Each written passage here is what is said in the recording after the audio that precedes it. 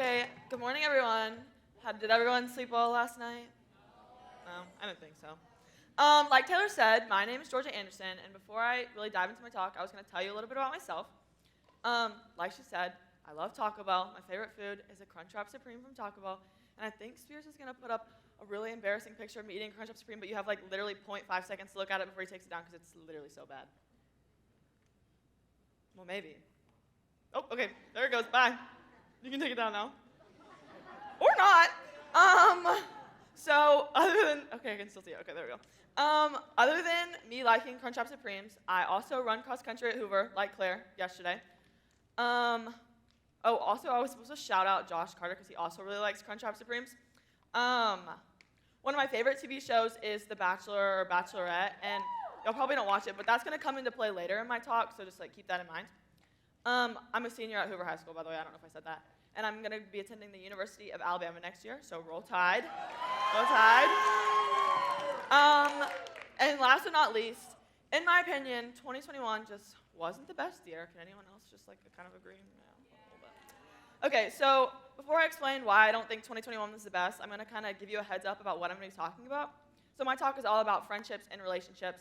And I'm going to say the word relationships a lot, but when I say that word, I kind of want you to think about it however you choose to. So you can think about friendships, you can think about romantic relationships, relationships with your parents, family, or just anyone who's like really special to you.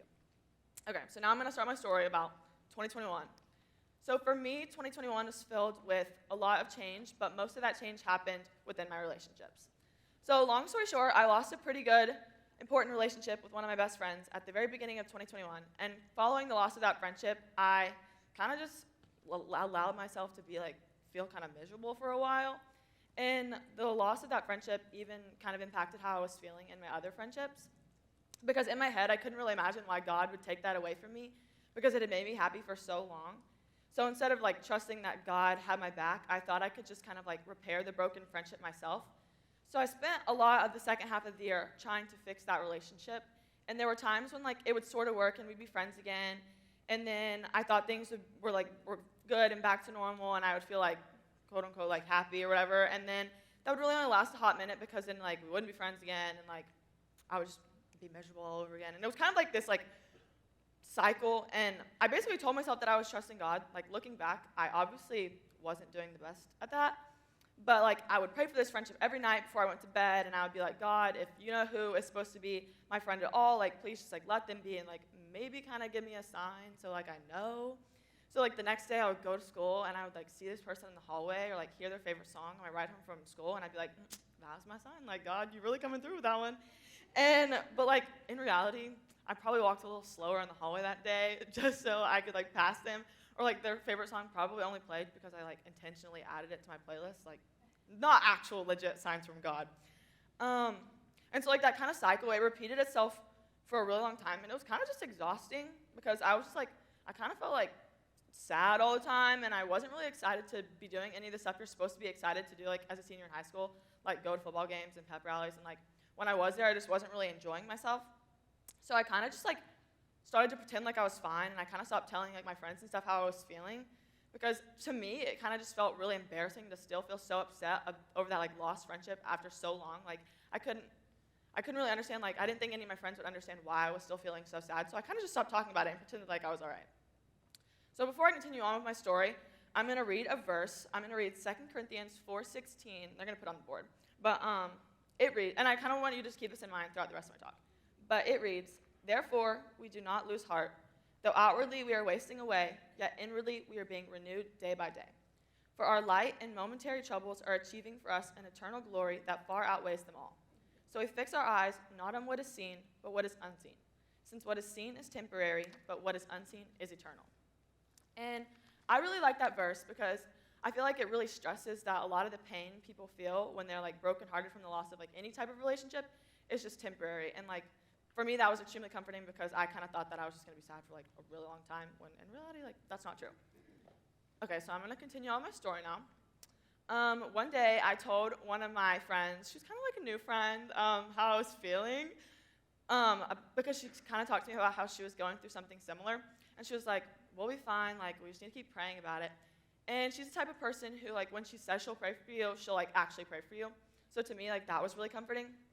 And then, like, the next morning, I saw her, and she came up to me, and she was like, oh my gosh, like, you will not believe what we talked about at youth group last night. And she proceeded to tell me that how her youth group had learned that sometimes shepherds would break the legs of their sheep so that they wouldn't wander off and get lost. And how it was probably really painful for the sheep in that moment, but it was ultimately for the sheep's protection. And, like, as soon as she said that, I was like, what on earth? Like, they would full on, like, break the sheep's legs, like not just like a little sprain or like it was like no, like break the legs. Like, that sounds a little harsh and painful to me. But she proceeded to tell me how, like, she said they learned that this is similar to how God will sometimes remove certain things or people from our lives to protect our hearts, and like we just have to kind of trust that God has our best interest at heart always. So in other words, we have to really be open to that difficult change or adjustment in our lives. And for me, like, that was really nice to hear, and it was pretty eye-opening because, like, it really resonated with what I was going through at the time.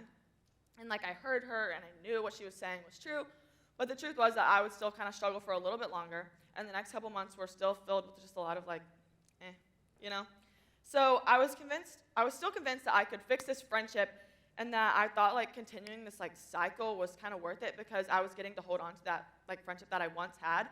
But, like, by this point, like, it really wasn't actually making me happy. I was pretty much doing quite the opposite, and I just thought that if I could get it back to exactly like it was before, like, then I'd be all right.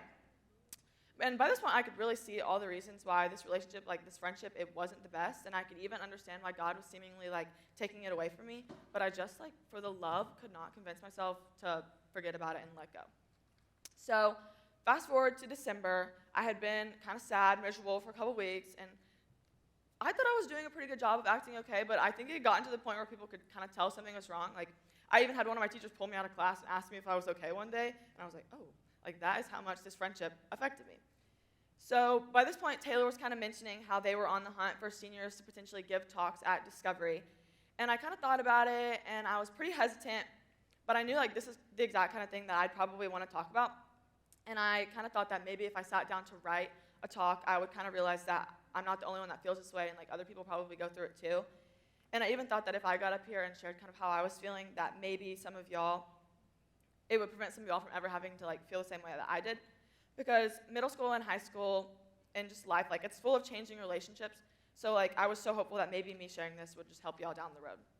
And the more I started thinking about giving a talk about being open to God and, like, changing relationships in your life, like, the more I realized I was kind of, like, a total hypocrite. Because how could I get up on stage and talk about this when the truth was, like, I wasn't doing it at all? So once I was chosen to give a talk, I promised myself that I was going to really start to trust God and accept this new change. And I started to really work on myself.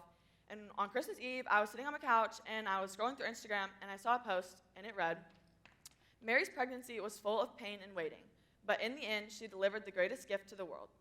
Don't let your season of waiting and pain keep you from experiencing the power and presence of God with us. Because often the greatest gifts are birthed from the deepest pain. And to me, that was kind of just like a punch in the gut of, like, I'm not going to feel this way forever. And it was kind of the moment where I was like, okay, God's really got my back. Like, something good is going to come out of this. And so the more I started to think about it, the more I realized that not only was I not trusting God when he took that friendship away from me, but I also wasn't being open to the good and exciting new change that God was bringing into my life. Because throughout 2021, I actually started a lot of new friendships. But every time I would start to invest my time into those new friendships and relationships, I would realize that I was, like, having fun or, like, feeling happy. I would turn on the sad Taylor Swift songs and, like, start moping all over again. Like, what was I doing? But since then, it's obviously been a couple months since I saw that Instagram post in December, and I can seriously stand up here in front of all y'all and say that I do feel a lot better, and that I've really started to trust the way God is changing the relationships in my life. I feel like I've dove into the new relationships and started investing time in those, and obviously, I've tried my best to keep myself from being sad about that lost friendship. But, like, I'm not perfect, and there are still days when I'm, like, sad about it. But I ultimately know that God's got my back, and he's just protecting my heart, and that's just what's the most important. Before I wrap up my talk, I want to remind you at the very beginning how I said one of my favorite TV shows to watch was The Bachelor. A lot of y'all probably don't watch that show, but it's basically just a dating show. And I recently read an autobiography by Hannah Brown. She was a bachelorette a couple years ago. And it was crazy because a lot of what she said in her book kind of relates to this talk. and it's crazy because I had started writing this talk prior to reading the book, so it was just kind of a coincidence that it related so much.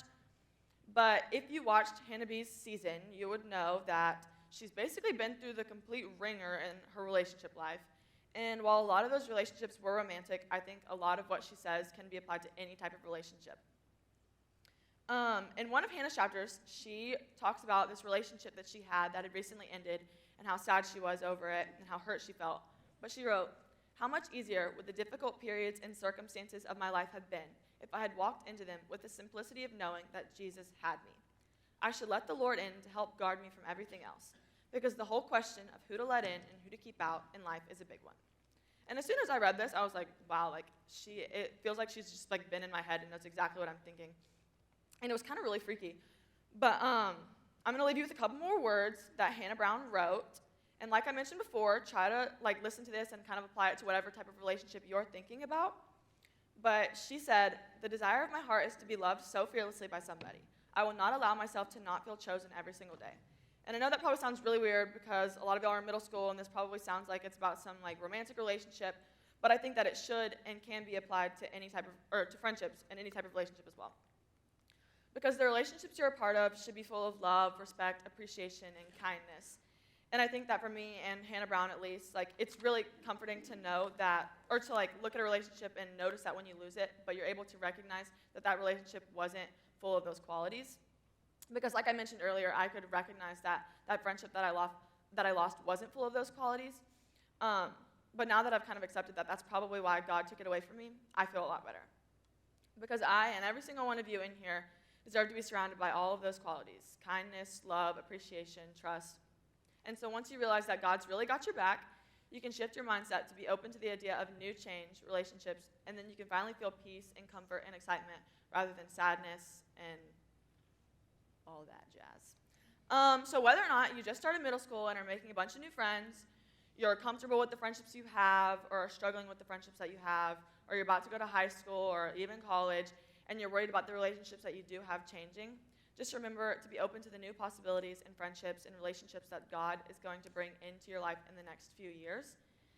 So I hope that all of y'all can take what I said to heart, and then if you have any questions about your friendships or my friendships or any relationships at all, I would love to talk to you about them.